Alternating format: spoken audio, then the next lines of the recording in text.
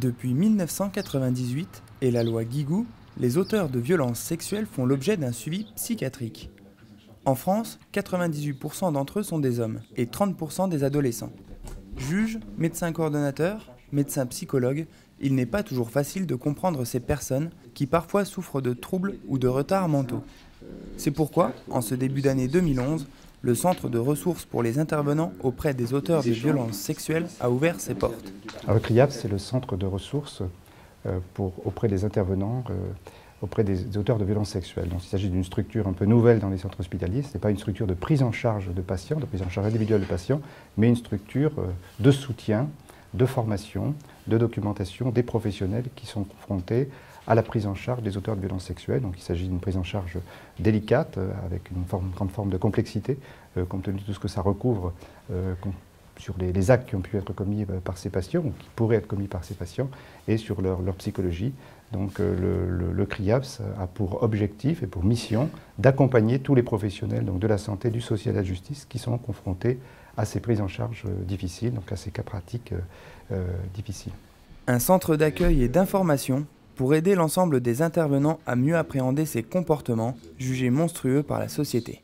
Eh bien, on s'est aperçu déjà à partir des victimes que ces personnes étaient très nombreuses à avoir été victimes des auteurs de violences sexuelles.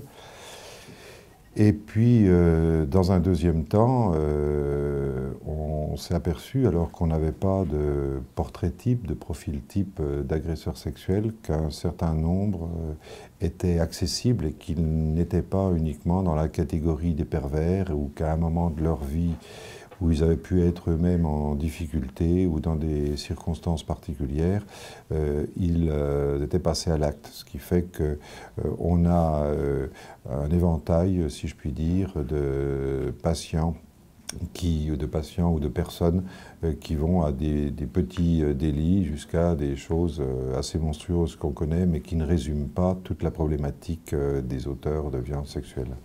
Mieux comprendre leur comportement pour diminuer un taux de récidive encore trop élevé, c'est aussi une mission essentielle du centre. C'est un point très très important que de lutter justement contre la récidive, même si celle-ci, dans les faits et naturellement, est beaucoup moins importante que ce que l'on croit.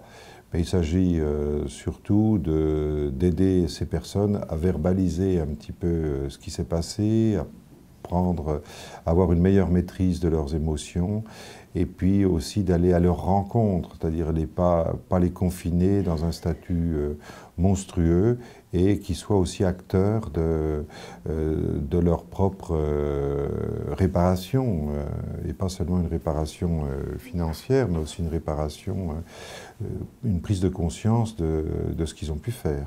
On ne peut pas les assimiler à la population psychiatrique traditionnelle, même s'il y a beaucoup de personnes qui ont des troubles de la personnalité. On a également des personnes qui ont un retard mental, mais qui ne constituent pas forcément la majorité.